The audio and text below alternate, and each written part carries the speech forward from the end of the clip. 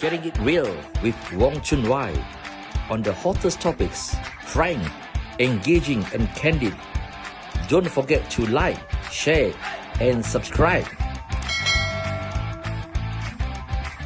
There is an ongoing plan to ban individuals born on and after January 1st, 2007 from smoking and buying all smoking products. Is it necessary or an infringement of human rights? Joining us tonight to discuss this issue is YB Syed Saddiq Hello, good Abdul evening, Rahman. Malaysia and followers from around the world. Tonight we have somebody very special, okay? YB Syed Saddiq bin Syed Abdul Rahman, the MP for Muar, and of course the president of Parti Muda. Thank you, sir. Welcome. Thank you for having me on your show, sir. We will start this conversation by asking you this. Yeah. You have adopted a very strong position on the tobacco product and smoking control bill, which had gone to second reading, but it's now back to the select committee. The bill, of course, aims to stop individuals born on and after January 1st, 2007, that will be 15 years old, and to make them to be non-smokers.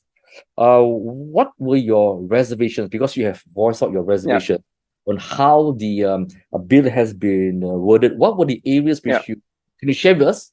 Yeah, sure. I think in contrary to what was mentioned, I actually support the bill in principle. In my speech in Parliament, I recommended 3 improvements to be made to the bill. Because usually the devil will always be in the details. Correct. I think everyone should come together to support any amendment to ensure that the younger generation move away from tobacco products. I think in principle that's good. Everyone knows that tobacco causes cancer and many different diseases which hurt not just the young populace but everyone in general. However, I also would like to recommend that the bill focus on dealing with the root cause instead of criminalizing the consumer. So 3 quick suggestions I made. Number 1, instead of going after the consumers, we should be going after the suppliers and the source of tobacco products, which are the companies. Because if you go after the consumers, I mean, as a matter of principle, the minister already admitted that this is an issue of addiction, and addiction is a health issue. Why do you want to put a punitive 5,000 ringgit fine, which often, if you look at the data, those who smoke are those who come from underprivileged backgrounds as well. And they suffer from addiction. And if you criminalize them, put a fine of 5,000 ringgit, drag them to criminal court, I think that would do more harm than good. That's why even if you look at the best case model, and the minister kept on quoting New Zealand as the best example, New Zealand does not criminalize or even fine those who consume tobacco, but they ban the suppliers and the source. That's one suggestion I put up. The second suggestion I put up, we should be focusing on cigarettes instead of lumping harm reduction products and cigarettes together. Again, this is in line with the New Zealand model, where they separate cigarettes with harm reduction products and look at the data and science. If you look in the UK, there's sufficient data which shows that harm reduction products like IQOS, vape, but a regulated vape, not the funky vape, actually has allowed for a 4-time increase of transition from cigarettes to harm reduction products. So it is the most effective transition product out of cigarettes instead of using the typical nicotine patch or gum. So it's a lot more effective. 2, Public Health England has showed that harm reduction products is 95% less harmful than cigarettes. Not to say that it is perfect, but it's significantly less harmful. So in line with the New Zealand model, it starts with banning cigarettes and then gathering more data on other harm reduction products before phasing out. And number 3, and this is what I feel very strongly about, the law must be just. So if you look at the bill, effectively, sir, if you have possession of cigarettes or vape, the ministry and the officers can literally raid your house without warrant. And if you are caught selling, even though that's one of the many products which you sell, let's say you are selling in a small convenience store in Kampung Muar, you're selling 100 products and then there's only one cigarette, which you accidentally sell to someone who's of the GEG generation, the ministry could deregister your company completely and not pay compensation despite the fact that you want to bring this to court. So it's even taking over the role of the court and the justice system. Yeah. So my suggestion, remove the archaic and outdated laws, improve it, bring it back to Parliament, and let's implement it together via a bipartisan bill. Yeah. So generally, the select committee, they'll be going through these areas again. Are they aware of some of these draconian measures which you have mentioned? And apart from these three areas, what are the other areas you think that they'll probably ask for it to be rephrased, reworded? Yeah. So I think these are three important things to improve the bill. But I also put a very strong precautionary statement, because it's quite rare for the generation of today to legislate via the restriction of rights for generations to come. Yeah. However, since cigarettes are overwhelmingly and scientifically proven to be bad and addictive, I think they can be an exception. However, there's a big precautionary statement. The last thing which I want is for this ban to create a slippery slope for other lifestyle bans, for example, alcohol in the future, or many other things, because it will be popular. The minister said that because this product is harmful, but people can say that sugar is harmful, alcohol is harmful, many other things are harmful as well. But these are legitimate lifestyle choices, especially if this worked within a regulated environment. So the reason why I put that precautionary statement, I think focusing on cigarettes alone is justified, because I mean, the medical fraternity is united on this, right? And it's overwhelmingly bad. It is the main contributor of lung cancer and many other things. But politicians will not look at data and science. Politicians will see, you can ban this harmful product, let's ban this one. And we see that happening. So there are many NGOs, NGIs, MPs in Parliament which have debated this, saying, okay, before we ban cigarettes, let's ban alcohol and many other things. So I think as a multiracial, moderate country, we need to be very, very careful in lifestyle choices which we ban, especially in a moderate multiracial community like Malaysia. Yes. Next, I'm a non-smoker. Next, I'll be hearing somebody from past telling me that I cannot drink. Oh, it's not on religious ground, but I really care for your health. I mean, look, it's my choice, right? So it is happening already. If you listen to the debate in Parliament, it is already taking place. So that's where back then they'll use a religious argument, they'll say because of health. Despite the fact, ironically, they are the ones who consume the most cigarettes and vape ever. But yeah, this is the irony. One generation can't, the other can. Maybe, you know, in Malaysia, we have a lot of laws, too many laws of all kinds, and that there's always some form of punishment, fine or whatever, but enforcement is really bad. How are they going to really enforce this no smoking to 15 years? This is a big country. How are they going to do it? Okay. Yeah. So this were some of the worries I raised up as well, sir. Because I want to make it very clear. The law is not meant to stop minors from smoking. That's not the law. The current law already stops that. The law intends to stop, even if you are adult, 10 years down the road, you are a legitimate adult, you are 18, 20, 25-year-old, you can exercise many different dangerous lifestyles. But if you are caught smoking, you will be criminalized, right? You are an adult, but you can't. And let's look at the numbers, right? See, whenever we want to draw example to New Zealand, we have to also look at the proper data presented. In New Zealand, the illicit market is only 5%, remarkably low. Malaysia has the largest illicit tobacco market in the world, even overtaking Brazil. Not just that. So, the Ministry of Health will say, no, these numbers are fudged up. They're funded by big tobacco. Even the best number from the Ministry of Health says that 30 to 40% of tobacco products come from the illicit market. And where there is a consensus is that for the past 5 years, the illicit market has doubled. It has doubled in numbers. So if anything, we also need to really crack down on the illicit market. Because the last thing which we want is when we have a complete ban of legal products, people move underground. This untaxed, the products are much worse. If you look at udang garam, all the illicit tobacco products, the filter is much worse.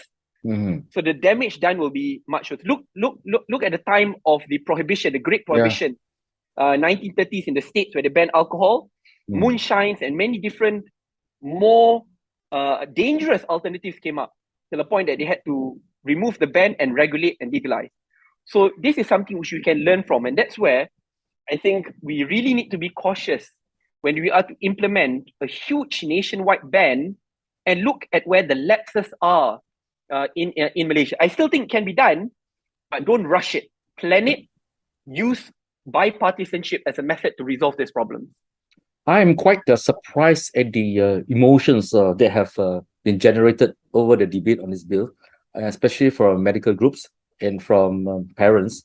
Some of them have sort of like expressed their disappointment with you because you have talked about these gray areas which we should look at. They have said that, look, illicit cigarette sales should not be the criteria as part of this debate, because we spend a bigger amount of money in trying to in treatment for heart diseases. Have you been getting a lot of heat over your reservations on these areas? Although you say that in principle, I really support this bill, okay? But these are the areas which we should look at right now. You know, Malaysians being Malaysians, sometimes it's either a yes or no. Even when you have said very clearly that you support, but please look at these areas. You don't seem to take it well. Have you been taking this heat?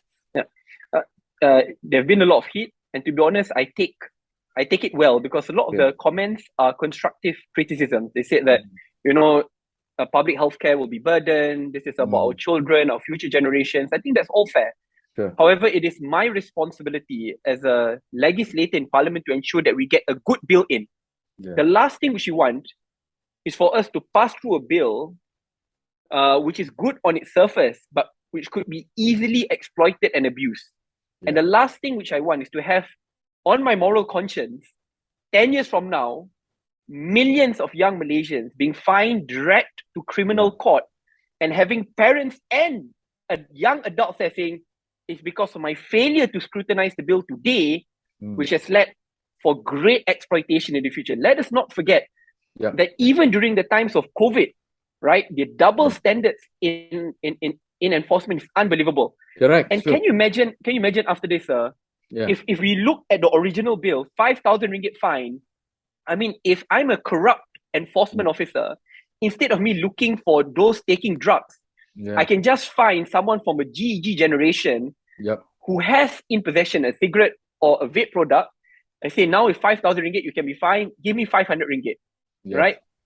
And I'm telling you, today parents may say that way, but when their children get fined and become victims of corruption of enforcement agencies, houses getting raided into exploitation on the grievous of scale, that's when they realize, oh wait, actually we should have scrutinized this bill even better. So it is my job to scrutinize the details of the bill, despite it being unpopular.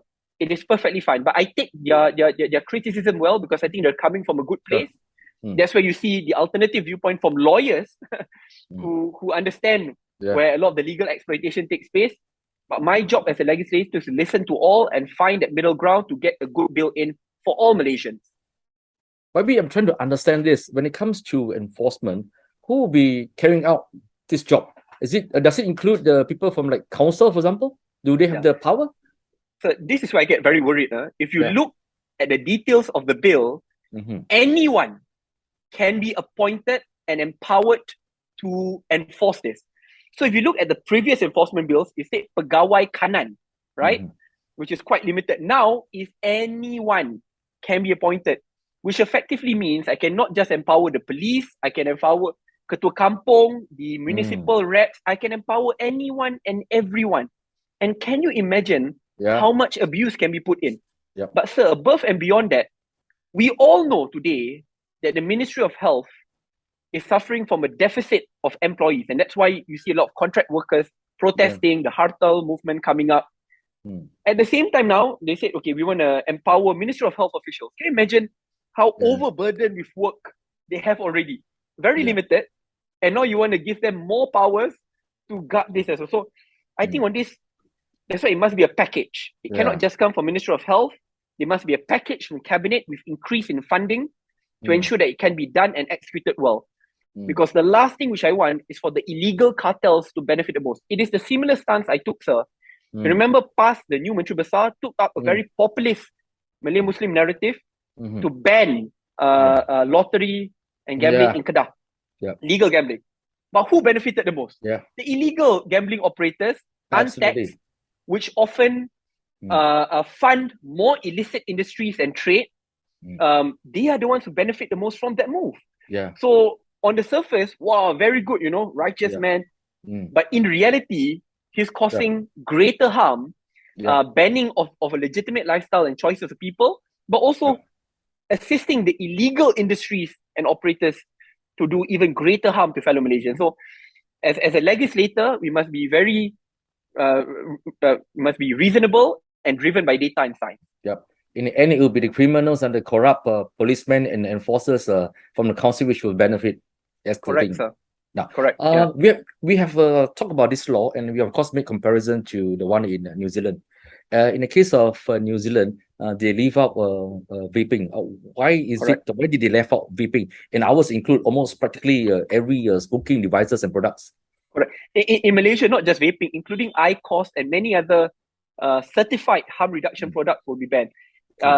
Including other lifestyle choices like shisha, cigars, all gone. I mean, we need to put it on record because people just think, oh no, it's just cigarettes, that's it. See, the reason why New Zealand took a very different path, because in New Zealand, not just New Zealand, US, UK, many of the developed countries, they consider cigarettes and other harm reduction products as two very separate entities. So in New Zealand, they have considered vape and other alternatives as harm reduction products. In Malaysia, we clump it all together. To me, that is a worrying point because it's not driven by data and science. I understand why health officials will say ban everything. Because even though they are harm reduction products, they are still harmful, which is a fair point to make. But again, we have to be very cautious. If you are moving the argument just because it is harmful, that we need to ban it, I'm telling you, sir, we will be banning everything and many other things. So that's where I understand if we focus on cigarettes because it is categorically harmful. But for you to ban other harm reduction products because it is also partially harmful is a very dangerous slippery slope to take on. The final point I want to make, because I listened to the minister's speech very closely. So the minister said, we need to also ban harm reduction products because for future generations, there's nothing to reduce harm on because they're not taking anything. They're not smoking. But again, that's very wishful thinking, right? You are presuming that there will be, in the future generation, absolutely no one will smoke. Absolutely no one will take in any tobacco products. The reality is, even in the best case scenario, Scandinavian countries where illicit product is like zero, they still do take up.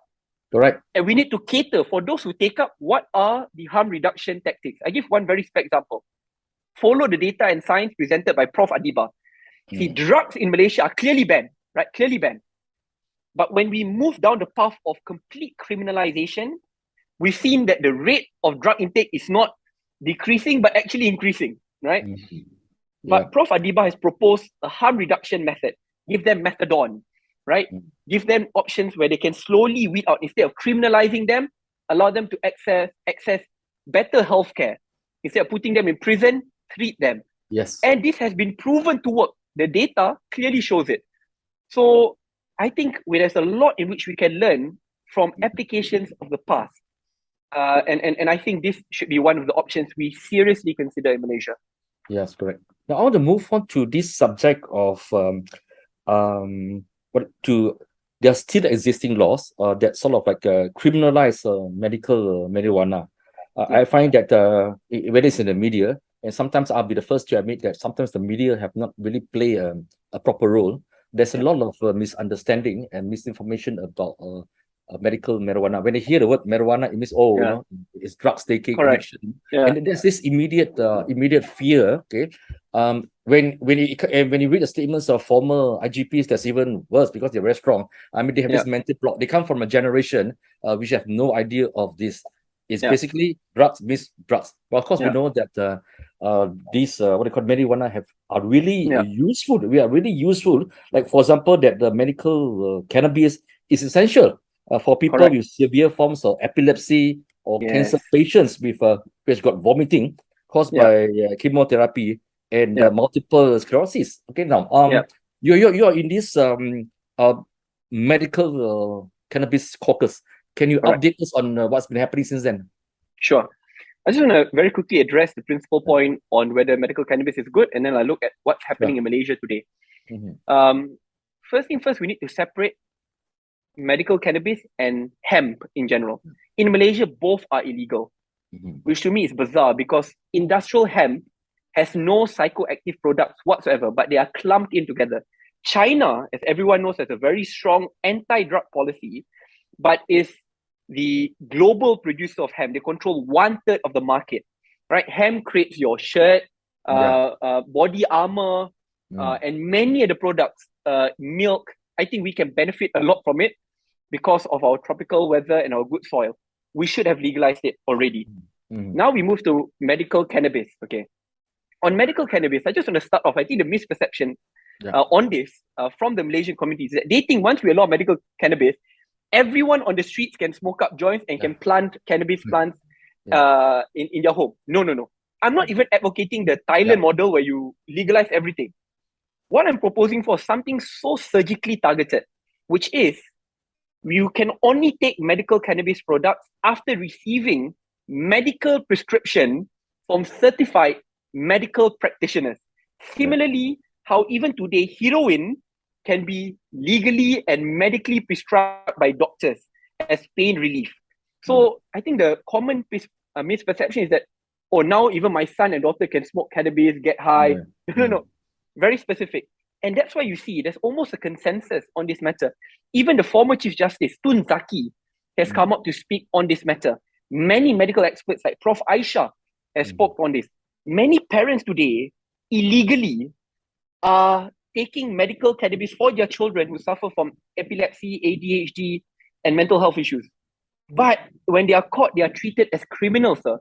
When they import from abroad, from developed countries, they import from Australia, they import from US, but they are treated as illegals at home, and the cost is so prohibitive. It's maybe $1,000 for the very small CBD Vask. To me, that's very worrying, right?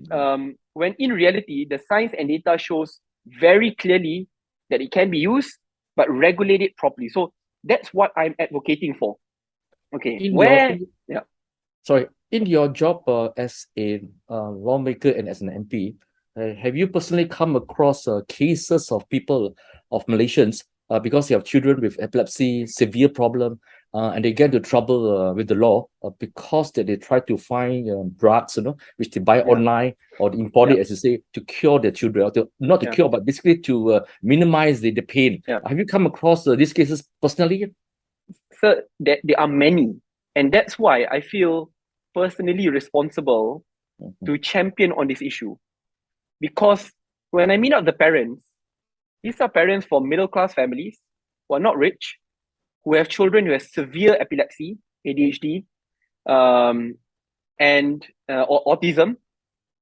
And they have said their own doctors, medically certified doctors, after trying many different routes, have recommended and prescribed for medical cannabis. But because they cannot get it here, they either have to get it from an illegal supply in Malaysia, which is very dangerous because then they mix the products. So it's not pure CBD oil. It may be mixed with THC and many other things. Or import from abroad where it is financially prohibitive. But when they get caught, they are treated as criminals. How can you be treated as a criminal when you want to just help your child and under the advice of medical experts? I think the law is so unjust on this. So, I mean, that's why there are a few times where I've actually passed the cases to the Ministry of Health, or when I met up with the Prime Minister, I brought these specific unique cases up. And to be fair to the Prime Minister, was very responsive. And that's why he has instructed the Minister of Health and the Minister of Health to lead inter-cabinet committee to look into this. And we saw the response by the Ministry of Health where the process of registration will start next year. So there is light at the end of the tunnel, but what I humbly suggest, while waiting for the full registration process, the AG chambers should be given an instruction via a moratorium. Anyone who takes medical cannabis, it must be very specific, medical reasons, and AGC knows it, and they can differentiate it, should not be prosecuted. It is unfair to prosecute a parent who wants to help the child or a patient who wants to access a legitimate form of treatment. In another 40 countries, if they live there, they will be treated as a patient. But in Malaysia, they are treated as criminals. That is clearly unfair. I think the education process covering all areas really essential so people understand it. Now, I Yes, sir. can't let you off, YB. I can't let you off No problem. unless that you answer these questions on the general election, okay? Yep. You have been pretty cool, you've been pretty cool. And I know that all the parties have already started scrambling, they're talking to each other. I know of even some cases where parties are talking about post-election, okay? What happens if there are no numbers, okay? And we have got to make the numbers, okay? I know that all this have started now. Tell me, what has Muda been doing in preparations for this GE? Yeah. I'll make 3 very quick points. One is Muda does not want to become a kingmaker. Muda wants to be a change maker. Instead of focusing on post-election coalition, which is unstable, not based on values and principles, and on a party winning a few seats and then bargaining for ministerial portfolios, which I think is bad. I think we should move away from that kind of politics to a change maker politics, which is prior to elections, negotiate with parties with the same ideals, values, who are willing to adopt Muda's policy prescriptions to come together. Win or lose, it is a coalition of values and principles which will stand the test of time. I think that is Muda's first stance on it. The second quick point to make here is that Muda will negotiate with existing opposition parties who are willing to work and adopt Muda's values and principles. What are these values and principles? Multiracialism, moderation, policy-centered politics. So we are very clear in wanting to propose unique policies, which we will tell the public in the near future, and multiracial and moderate politics. I think that must be made very clear. Will Muda go in as a single party kingmaker? No, I mentioned it. We want to be a part of a team which gets into Putrajaya and overhaul Malaysia for good. That's the second quick point to make. The third final point, Muda will not negotiate based on, I want this number of seats, I want this cabinet portfolio. That's the old way of negotiations. What Muda is planning to do, and it's a step-by-step process, we want to be the most transparent democratic party in Malaysia. Therefore, instead of having a top-down manifesto process, you look all parties, there'll be a few handful elites proposing a manifesto, and then it stops there. We want it to be a lot more consultative. So Muda has started the process of Tiga untuk Malaysia and Malaysia Maju, where we intend to meet up with 5 million Malaysians, regardless of race, religion, and age, online and offline, to compile their 3 policy suggestions for Malaysia, and then from it, synthesize, summarize, and then after meeting up the masses, meet up with policy experts. For example, if it's on anti-corruption, we should be meeting up people like Prof. Dennis Gomez. If it's on economic reform, we should be meeting up with economic experts, former bank governors, and well-known economists locally and internationally, and then tie it all in together with basic policy suggestions. And once we come up with these policy suggestions, we will negotiate with parties in opposition whether they're willing to adopt these policy positions. If they're willing to adopt, we will work with them. Seat negotiations should be secondary. Policy, ideals, and values should be given utmost priority in the negotiation process. Maybe you may be running out of time because that people are talking about the dissolution of parliament after the budget is tabled, which means that there's a very tight period of preparations and campaigning. And of course, that given the background and the strength of Muda, there'll be possibility of overlapping in areas which you may be interested in, but the other opposition areas would also be interested in. So given the fact that while your plans for policies and everything sounds good, but you could be running out of time. So given the fact that you have, let's assume, okay, hypothetically, and I think it's quite realistic, you have 2 months to play around with, 3 months to play around with. Given these 3 months, just give me a wrap up as to what would you want to do in these 3 months. Very quickly, in 30 days' time, I want to present to the public the policy plans of Muda. After this very elaborative consultative process, we started it for about a month already. So 1 month from now, we'll present it to the public. 2 is start immediate negotiations with parties with the same values and ideals on adopting this common policy platforms, and then start negotiating to ensure that we reduce seat overlaps and try to minimize it to the greatest extent, preferably 0 seat overlaps. but as you yourself know, sir, anything can happen. But I'll try my best to ensure that we come in together as a united force. And it can be done. I think we have time, but we have to really move in strong. Yeah. So, IB, thank you so much for spending over an hour with us tonight. We really appreciate it. Wish you all the best. And of course, Muda as well. Please like, share, and subscribe to our social media platforms. Thank you. And good night. Thank you. Thank you, sir. Thank you very much.